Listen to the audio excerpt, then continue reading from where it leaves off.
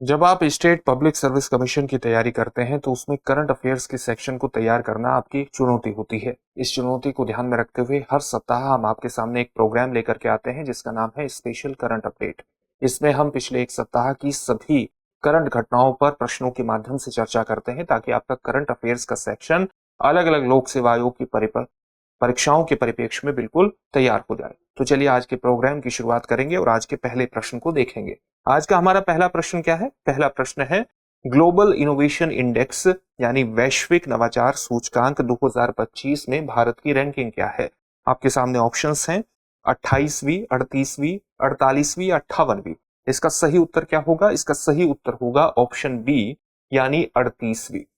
तो 38वीं रैंकिंग भारत ने हासिल की है। और ग्लोबल इनोवेशन इंडेक्स किसके द्वारा जारी किया जाता है? ग्लोबल इनोवेशन इंडेक्स किसके द्वारा जारी किया जाता है? वाइपो के द्वारा ये जारी किया जाता है, यानी वर्ल्ड इंटेलेक्चुअल प्रॉपर्टी ऑर्गेनाइजेशन के द्वारा ये जारी किया जाता है।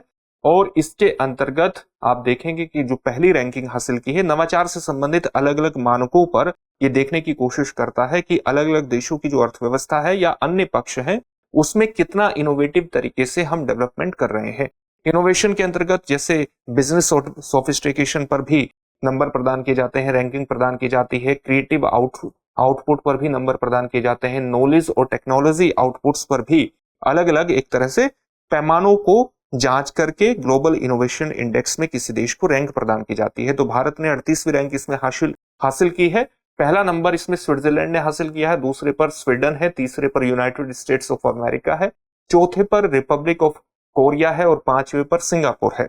महत्वपूर्ण तथ्य यह है कि 10वें नंबर पर चाइना है और भारत 38वें नंबर पर है। हालांकि भारत ने अपनी रैंकिंग में काफी सुधार किया है। वर्ष 2020 में उसकी रैंकिंग 48वीं हुआ करती थी। 2025 की ग्लोबल इनोवेशन इंडेक्स में उसकी रैंकिंग 48वीं है। तो इस स्तर पर आप देख सकते हैं कि 10 रैंक का सुधार हुआ है पिछले 5 सालों में, लेकिन और भी कई मानकों पर भारत को सुधार करने की आवश्यकता है। जैसे भारत ने नॉलेज एंड टेक्नोलॉजी आउटपुट्स में बेहतर प्रदर्शन किया है, वहां पर उसकी रैंकिंग 22वीं है। इसी तरह से आप देख सकते हैं कि कई स्तरों पर उसे सुधार करना है। अगर आप इंस्टीट्यूशंस यानी संस्थाओं के स्तर पर नवाचार पक्ष को देखें तो वहां उसकी रैंकिंग कमजोर है और वहां उसको सुधार करने की आवश्यकता है। इंफ्रास्ट्रक्चर के अंतर्गत, इनोवेशन के अंतर्गत भी उसको सुधार करने की आवश्यकता है। अगर भारत इन सभी पक्षों पर एक संतुलित दृष्टिकोण अपनाते हुए कि कहां पर उसको किस प्रकार से सुधार करना है, तो ये रिपोर्ट भारत के लिए काफी सार्थक हो जाएगी। आगे बढ़ते हैं और अगला प्रश्न देखते हैं। अगला प्रश्न है उच्च सागर संधि यानी हाई सी ट्रीटी, जिसको बीबीएनजे संधि के नाम से जाना जाता है, बियॉन्ड नेशनल ज्यूरिस्डिक्शन से संबंधित marine protection from the beyond या marine protection beyond national jurisdiction करके ये संधि है। अभी हम इसकी फुल फॉर्म को अच्छी तरह से जानेंगे। जो औपचारिक फुल फॉर्म है, आपको ये बताना है कि ये किस वर्ष से लागू होगी। आपके सामने ऑप्शंस क्या है? 2024, ये 2024 मत कर रखिएगा क्योंकि 2024 तो गुजर चुका है, तो आप इसको 2028 कर सकते हैं। 2028, 2025, 2026 या 2027। तो क्या सही उत्तर होगा इसका? क्या 2025 से लागू होगी है, क्या 2026 से या 2027 से या 2028 से? तो सही उत्तर होगा जनवरी 2026 से यह लागू होगी, क्योंकि हाल ही में 4 महत्वपूर्ण देशों ने इस संधि को अनुसमर्थन यानी रेटिफिकेशन प्रदान किया है, इसको रेटिफाई किया है। ये 4 देश कौन से हैं? इनमें से एक महत्वपूर्ण देश है श्रीलंका, एक है आपका सिएरा लियोन, एक है मोरक्को, एक है Saint Vincent and the Grenadines. तो इनके द्वारा जैसे ही अनुसमर्थन इसको प्रदान किया गया, तो जैसे ही इसको 60 सदस्यों का अनुसमर्थन प्राप्त होना था, उसके 120 दिन बाद ये लागू हो जाएगी। तो 60 देशों का जो इसने टारगेट है वो हासिल कर लिया है अनुसमर्थन का। अब 120 दिन होते हैं इसके जनवरी 2026 में, तब से ये इंप्लीमेंट हो जाएगी, लागू हो जाएगी। उच्च सागर संधि है क्या? संधि का पूरा नाम है marine biological diversity of areas beyond national jurisdiction. आप ये जानते हैं कि हमारी जो समुद्री तट रेखा, जैसे भारत है, इसकी समुद्री तट रेखा से जो 200 नॉटिकल माइल का एरिया है उसको हम एक्सक्लूसिव इकोनॉमिक जोन के नाम से जानते हैं, अनन्य आर्थिक क्षेत्र के नाम से जानते हैं। इस पर भारत को यहां समुद्र में खोज करने, एक्सप्लोर करने और वहां के संसाधनों का दोहन करने की भारत को आजादी है। लेकिन इसके बाद का किसी भी देश के तटीय क्षेत्र से 200 नॉटिकल माइल्स के बाद का जो क्षेत्र है वो सामान्यतः नेशनल ज्यूरिस्डिक्शन से परे परे का क्षेत्र माना जाता है। लेकिन वो क्षेत्र भी संसाधनों के दृष्टिकोण से काफी महत्वपूर्ण है, विशेष तौर से जो समुद्र तल पर जो पॉलीमेटेलिक नोड्यूल्स हैं, जिसमें अलग अलग खनिजों की प्राप्ति की जा सकती है, जो आज के हिसाब से, आज की अर्थव्यवस्था के हिसाब से काफी महत्वपूर्ण है, चाहे वो निकल हो, चाहे वो कोबाल्ट हो, या अन्य प्रकार के खनिज हो, चाहे मैग्नीज हो। तो उन पॉलीमेटेलिक नोड्यूल्स में इस प्रकार के खनिज मौजूद होते हैं और अलग अलग देशों की कोशिश है कि उनकी ड्रिलिंग करके उनको प्राप्त किया जाए, क्योंकि इस तरह के खनिज आज की अर्थव्यवस्था के लिहाज से बेहद इंपॉर्टेंट है, विशेष तौर से इलेक्ट्रॉनिक्स क्षेत्र में। लेकिन अगर हम बहुत ज्यादा ड्रिलिंग करते हैं या समुद्र क्षेत्र से जब हम बहुत बड़े स्तर पर व्यापार करते हैं तो कई प्रकार की दुर्घटनाएं भी हो जाती हैं। तो नेशनल ज्यूरिसडिक्शन से समुद्र का जो क्षेत्र है वो नेशनल ज्यूरिसडिक्शन से परे का वो क्षेत्र भी मरीन बायोडायवर्सिटी के हिसाब से, यानी समुद्री जैव विविधता के हिसाब से बहुत खास है और उस पर किसी का नेशनल ज्यूरिसडिक्शन नहीं है, वो किसी के राष्ट्रीय क्षेत्राधिकार के अंतर्गत नहीं आता, लेकिन उसको प्रोटेक्ट करना बहुत जरूरी है। तो जितने भी क्षेत्र हैं जो मरीन डाइवर्सिटी के अंतर्गत बेहद ज्यादा इंपॉर्टेंट है, जो नेशनल ज्यूरिसडिक्शन से बाहर है, उनको संरक्षण प्रदान करना है, उसी प्रकार से संरक्षण प्रदान करना है जिस प्रकार से हम अपने देश में लैंड एरिया पर अलग अलग वन्य जीव अभ्यारण्य बनाते हैं, टाइगर रिजर्व बनाते हैं, बाघ अभ्यारण्य बनाते हैं, नेशनल पार्क बनाते हैं, आरक्षित वन क्षेत्र बनाते हैं, प्रोटेक्टेड फॉरेस्ट एरिया बनाते हैं, और उससे हम अपने वन्य जीवों को और अपने जो वन संसाधन है उसको सुरक्षित रखते हैं। इसी प्रकार से समुद्री क्षेत्रों में भी हमें मरीन बायोडायवर्सिटी या मरीन प्रोटेक्टेड एरियाज एमपीएस बनाने हैं और उनको सुरक्षित रखना है भविष्य की किसी भी प्रकार की गतिविधि से, ताकि हमारी जो मरीन बायोलॉजिकल डाइवर्सिटी है वो प्रभावित ना हो। और इसी को लेकर के ये संधि हुई है, जिसको आप बीबीएनजे संधि या उच्च सागर संधि के रूप में परिभाषित करते हैं। किसके अंतर्गत ये हुई है? यूएन क्लॉज के अंतर्गत हुई है। यूएन क्लॉज क्या है? United Nations Convention on the Law of the Sea. इसको 1922 में अपनाया गया था और 1994 में ये लागू हुआ था। ये समुद्री संसाधनों और अधिकारों का ढांचा प्रदान करता है। तो बीबीएनजे का उद्देश्य यही है कि अंतरराष्ट्रीय जल यानी एक्सक्लूसिव इकोनॉमिक जोन से 200 समुद्री मील के बाहर का जो क्षेत्र है वहां पर समुद्री जैव विविधता का संरक्षण किया जा सके और उसके सतत उपयोग को बढ़ावा दिया जा सके। उच्च समुद्र यानी हाई सीज पर मरीन प्रोटेक्टेड एरियाज बनाए जाएं। समुद्री आनुवंशिक संसाधनों से होने वाले लाभ का न्याय संगत और समान बंटवारा किया जाए। आप ये भी जानते हैं कि समुद्री संसाधनों के दोहन की कुछ देशों में ज्यादा ताकत है क्योंकि उनके पास टेक्नोलॉजी है, और जब आप संसाधनों का दोहन टेक्नोलॉजी के आधार पर करेंगे तो इसमें जो गरीब देश हैं जिनके पास टेक्नोलॉजी नहीं है वो इन संसाधनों का प्रयोग नहीं कर पाएंगे। तो इससे एक असमानता भी एस्टेब्लिश हो जाएगी। इस असमानता को दूर करने के लिए भी हाई सी ट्रीटी ने प्रबंध किया है और उसने इन संसाधनों के न्याय संगत और समान बंटवारे के प्रावधान को इसमें शामिल किया है। साथ ही एनवायरमेंटल इंपैक्ट असेसमेंट यानी किसी भी परियोजना को अगर आप लेकर के जाते हैं तो उसका पर्यावरणीय प्रभाव आकलन को भी अनिवार्य किया गया है, ताकि जो हमारे एक तरह से जो हमारा मरीन एरियाज है वो कार्बन सिक्वेस्ट्रेशन के रूप में भी बहुत बड़े स्तर पर काम करता है, और अगर उसका एक तरह से जो उसकी बायोलॉजिकल डाइवर्सिटी प्रभावित होगी तो वो सिक्वेस्ट्रेशन की जो उसकी गहनता है, वो जो उसका प्रभाव है वो भी सीमित हो सकता है और इससे जलवायु परिवर्तन का जो संकट है वो ज्यादा गहरा सकता है। साथ ही गहरे समुद्र में खनन से संबंधित जो परियोजनाएं हैं उनके लिए भी एनवायरमेंटल इंपैक्ट असेसमेंट है उसको अनिवार्य इसके माध्यम से बनाया गया है। अगला प्रश्न क्या है? वर्ष 2023 का दादा साहब फाल्के पुरस्कार किसे देने की घोषणा की गई है? आपके सामने ऑप्शंस हैं, अमिताभ बच्चन, मोहनलाल, नागार्जुन या उपरोक्त में से कोई नहीं। इसका सही उत्तर है मोहनलाल। वर्ष 2023 का जो दादा साहब फाल्के पुरस्कार है वो हाल ही में प्रदान किया गया है। मोहनलाल को प्रदान किया गया है 71वें राष्ट्रीय फिल्म पुरस्कार समारोह में 23 सितंबर 2025 को ये प्रदान किया गया है। हाल ही में प्रदान कर दिया गया है इसको क्योंकि ये जो समारोह है ये हो चुका है। सूचना और प्रसारण मंत्रालय ने इस की घोषणा की थी कि मोहनलाल को ये प्रदान किया जाएगा और पुरस्कार उनके भारतीय सिनेमा में उनके आइकॉनिक योगदान के लिए प्रदान किया गया है। लगभग 400 फिल्मों में वो काम कर चुके हैं। 5 राष्ट्रीय पुरस्कार पहले से हासिल कर चुके हैं। केरल राज्य पुरस्कार भी उनको प्राप्त हो चुका है। 2001 में उनको पद्मश्री से नवाजा जा चुका है। 2019 में पद्म भूषण से भी उनको सम्मानित किया जा चुका है। तेलुगु, तमिल, कन्नड़ और हिंदी फिल्मों में भी उन्होंने उल्लेखनीय प्रदर्शन किया है। मलयालम फिल्मों के अलावा 2009 में उन्हें भारतीय टेरिटोरियल आर्मी में मानद लेफ्टिनेंट कर्नल के रूप में भी नियुक्त किया गया था। अगला प्रश्न क्या है? अगला प्रश्न है भारत का एकमात्र सक्रिय ज्वालामुखी कौन सा है? आपके सामने ऑप्शंस हैं नारकोंडम, सिंगरू, बैरन आइलैंड या उपयुक्त में से कोई नहीं। सही उत्तर क्या होगा? सही उत्तर होगा बैरन आइलैंड। और बैरन आइलैंड कहां पर स्थित है? अंडमान निकोबार द्वीप समूह पर स्थित है। ये बैरन आइलैंड की अवस्थिति है। आप ये अंडमान आइलैंड्स की अलग अलग अवस्थिति देख सकते हैं, यहां पर ये बैरन आइलैंड है।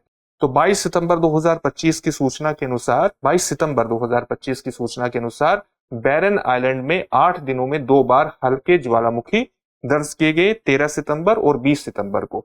तो बैरन आइलैंड का एक विशिष्ट महत्व है, भारत का एकमात्र सक्रिय ज्वालामुखी है और पोर्ट ब्लेयर से इसकी दूरी 140 किलोमीटर समुद्री दूरी पर यह स्थित है।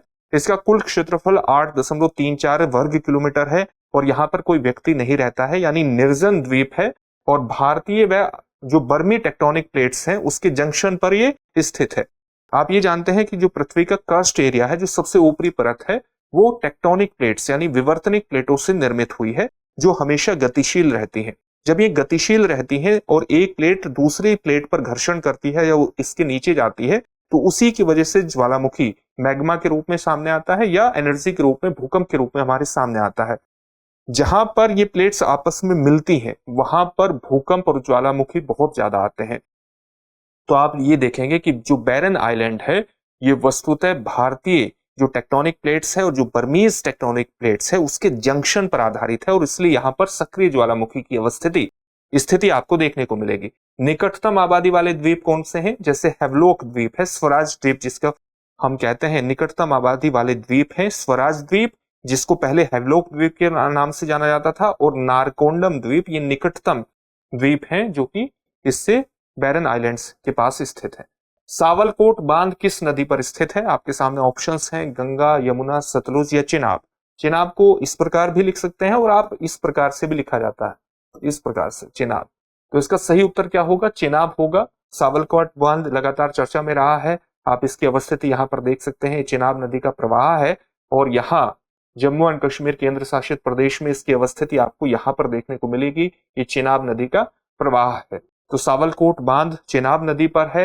National hydro electric power corporation का 1865 मेगावाट की एक बड़ी परियोजना हाइड्रो पावर प्रोजेक्ट है ये। इस प्रोजेक्ट की शुरुआत 1984 में हुई थी, लेकिन उसके बाद केंद्र और राज्य के बीच कई मुद्दों पर विवाद होने के कारण ये एक तरह से पूरी नहीं हो पाई थी। अब जब भारत ने पहलगाम हमले के बाद भारत ने इंडस वाटर ट्रीटी को अबेयंस पर रखा है, यानी एक प्रकार से अस्थायी रूप से उसको स्थगित रखा है, तो भारत चिनाब नदी पर सावलकोट बांध परियोजना को एक स्ट्रेटेजिक परियोजना के रूप में देखता है, एक रणनीतिक परियोजना के रूप में देखता है। इसके रणनीतिक महत्व के बारे में लगातार बात हो रही है और पर्यावरण मंत्रालय की जो एक्सपर्ट अप्रेजल कमेटी है, जो कि मूल्यांकन करती है किसी परियोजना के पर्यावरण पर कितने प्रभाव हो सकते हैं, नहीं हो सकते हैं, उसकी इस परियोजना को लेकर के जल्द ही बैठक होगी जिसमें इसको पर्यावरणीय मंजूरी प्रदान की जाएगी।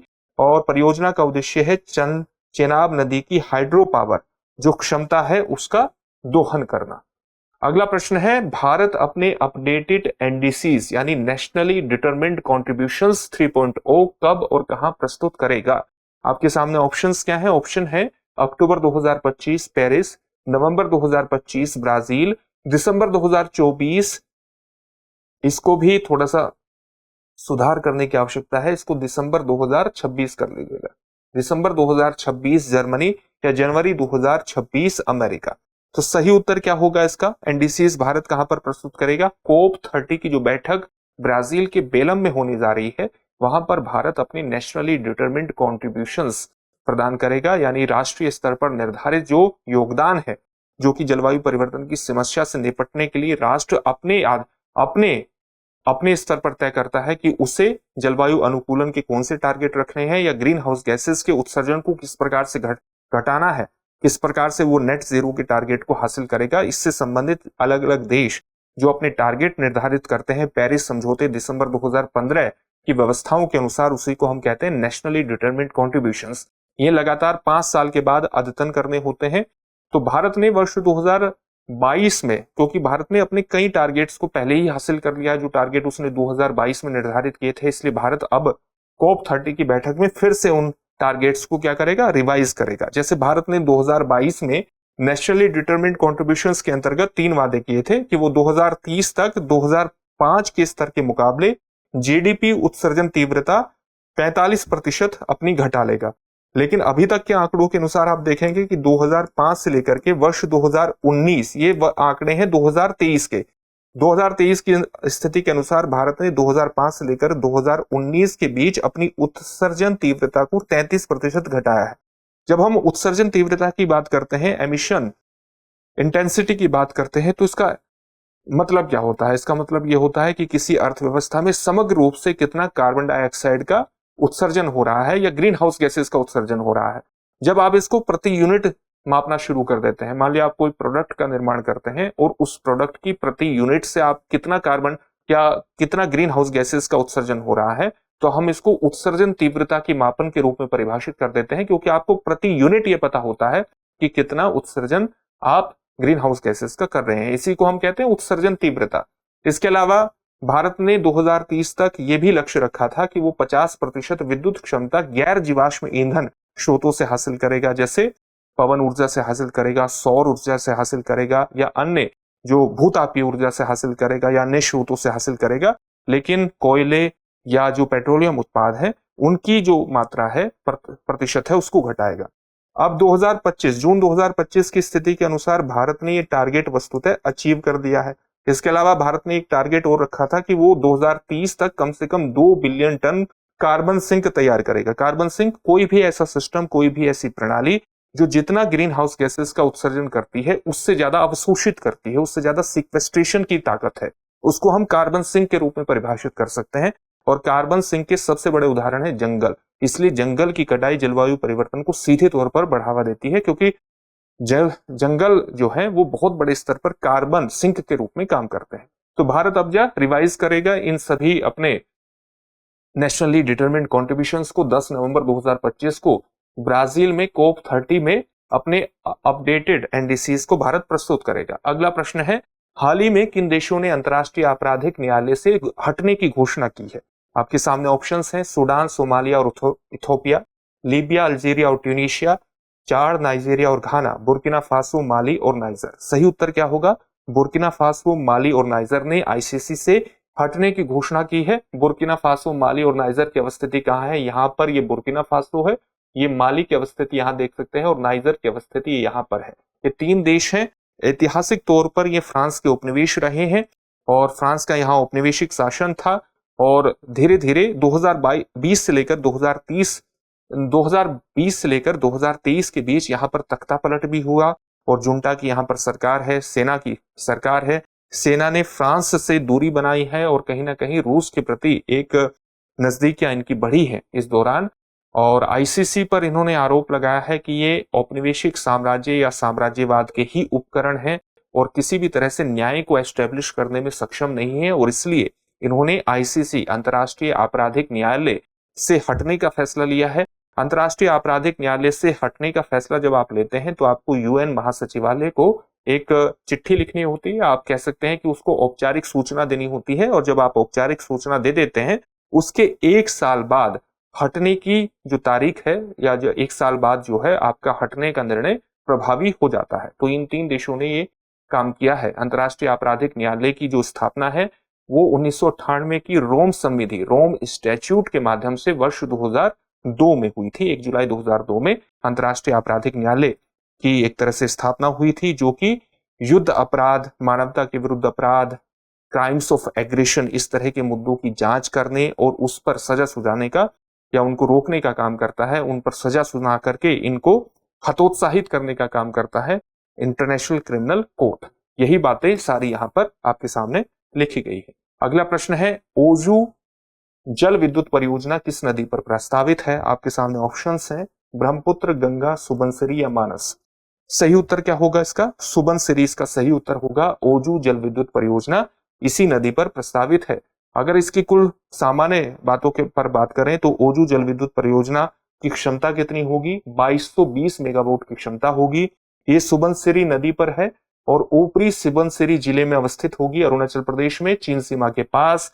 स्थान ये जो वहां का एक गांव है रेडी गांव, उससे 5 किलोमीटर की दूरी पर है और इसलिए रेडी गांव में अगस्त 2024 में इस परियोजना से संबंधित एक सार्वजनिक सुनवाई भी हुई थी। डेवलपर कौन है इसका? Oju Subansiri hydro power corporation private limited developer है। परियोजना का प्रकार क्या है? हाइड्रो इलेक्ट्रिक, यानी सुबनसिरी बेसिन में प्रस्तावित सबसे बड़ी परियोजना है जो कि एक तरह से बिजली उत्पन्न करने का काम करेगी। इसके माध्यम से 750 हेक्टेयर वन भूमि का डाइवर्जन होगा और 43 हेक्टेयर भूमि जलमग्न होगी, यानी इसको पर्यावरणीय मंजूरी के साथ साथ फॉरेस्ट मंजूरी, फॉरेस्ट क्लियरेंस की भी आवश्यकता होगी। और पुनर्वास जो है इसके माध्यम से, जब ये परियोजना प्रस्तावित है, इसके माध्यम से अनुमान है कि 9 परिवार विस्थापित होंगे जिनका पुनर्वास करना बेहद जरूरी होगा। अब आपके लिए एक अभ्यास प्रश्न है जिसका उत्तर आपको कमेंट बॉक्स में कमेंट करके देना है। और अभ्यास प्रश्न है, पापीकोंडा राष्ट्रीय उद्यान किस राज्य में स्थित है? आपके सामने ऑप्शंस हैं, महाराष्ट्र, केरल, तमिलनाडु या आंध्र प्रदेश। इस प्रश्न का उत्तर आप हमें कमेंट बॉक्स में कमेंट करके जरूर दीजिए और फिर से एक बार फिर नए सेशन में आपसे मुलाकात होगी। धन्यवाद।